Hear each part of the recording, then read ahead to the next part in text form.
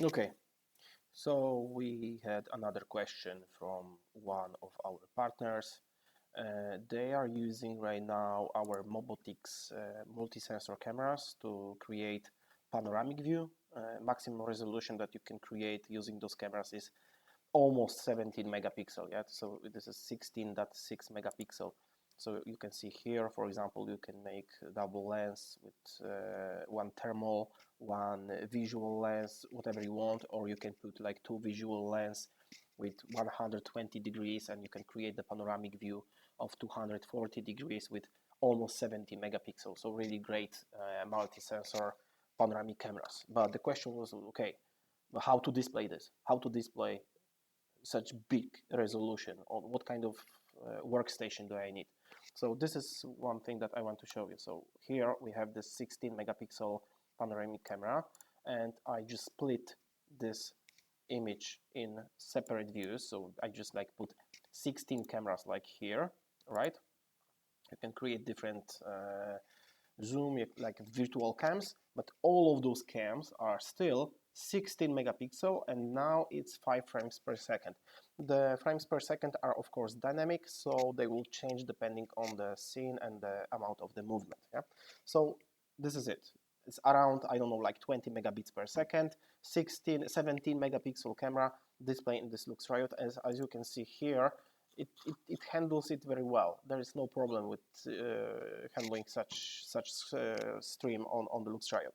Now let's check the performance. So right now, this is the performance and the usage of the CPU. As you can see here, the Luxriot Evo monitor, so this app that displays all those cameras, it takes less than 50% of my CPU. And when I talk about the CPU, this is the CPU that I'm using right now. This is something, this is really like office laptop, yeah?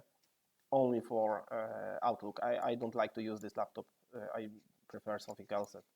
But yeah, I'm testing this on this one, yeah? So as you can see, really weak, poor CPU, and still it takes less than 50% of the CPU. Of course, I'm not using the GPU at all, because somebody can point it out. As you can see here, this is the GPU. The GPU is actually disabled for this kind of stream, and you can also check this out here. You see in the top right corner of each stream, you can see what is decoding the stream. So right now it's only CPU. So using the CPU, 16 megapixel streams, right? And it takes less than 50%. So really, just like show me another VMS that can handle something like this well.